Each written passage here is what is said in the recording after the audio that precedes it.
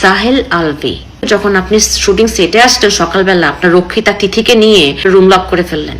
এই শয়তান বেটাটার জন্য ভিডিও না করে পারলাম না। আসলে সব কথা তো স্ট্যাটাসে লেখা যায় না।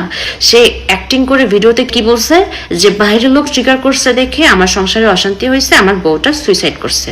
ভালো করে ট্রিগার করতে পারলে আপনার ডিভোর্স হয়ে যেত, অ্যাটলিস্ট মহিলাটা বাঁচতো আর আপনার বাচ্চাটা মাহারা হতো না।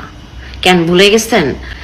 আমার হাজবেন্ডের ডিরেকশনে দুই বউ বয়রা নাটকে যখন আপনি শুটিং সেটে আসলেন সকালবেলা আপনার রক্ষিতা তিথিকে নিয়ে সকালবেলা একসাথে গাড়ি করে আসলেন, এসে কারোর সাথে হাই হ্যালো নেই, ব্রেকফাস্ট করা নেই, একটা রুম লক করে ফেললেন।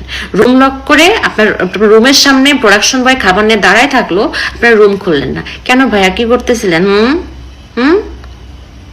খুব ইম্পর্টেন্ট মিটিং হচ্ছিল তাই না? যেন রুম খোলা যায় নাই তাই না? এটা তো এটা, তার মধ্যে আবার সারাটা দিন আপনারা শুটিং এর ফাঁকে ফাঁকে ফ্রেশ হতে যাইতেন না রুম লক করে? অ্যাক্টিং করেন, অ্যাক্টিং হয় না আপনার ভাই, অ্যাক্টিং হয় না। সামনে স্ক্রিপ্ট নিয়ে বসছেন, আবার মাঝে মধ্যে মানে কান্না কান্না ভাব, চোখ টিপে টিপে পানি বের করতে চাচ্ছেন, আবার বলতেছেন পাথর হয়ে গেছি।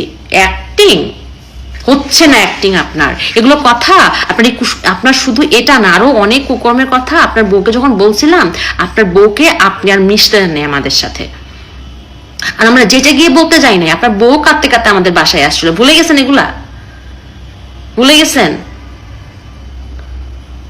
এরকম অনেক কুকর্মের কথা অনেকেই জানে, আপনার অনেক কুকর্মের কথা অনেকেই জানে, কিন্তু এতদিন মুখ খোলে নাই, বলে নাই, কারণ ওরা চাইছে আপনার সংসারটা বাঁচুক,